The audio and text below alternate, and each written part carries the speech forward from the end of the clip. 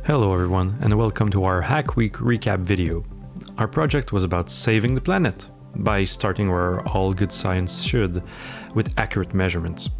We tackled two main tasks, so developing a new energy module in Unity Engine, and we cloned and modified a simple game to test our newly created API.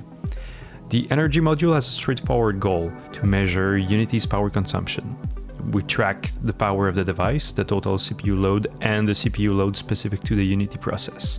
And while this is far from a perfect system, it's a solid start given our time constraint. We've developed prototypes for Windows, Mac, Android, and Switch, and here's a quick rundown. Windows provides interesting CPU counters, but lacks a generic method for measuring overall power usage. Mac offers limited data, though it has a more straightforward API for accessing battery information. On Android, accessing power data is challenging. Deeper exploration can reveal battery information, but CPU metrics remain elusive.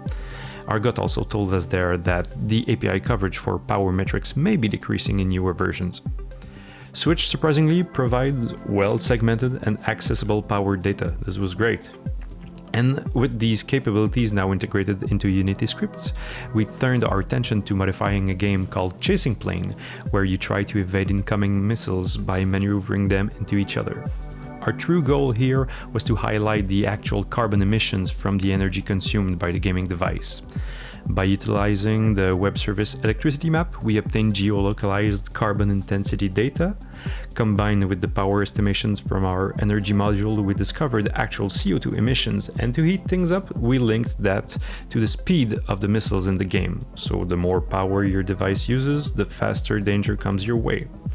But what makes this game special here is that rapidly rising number.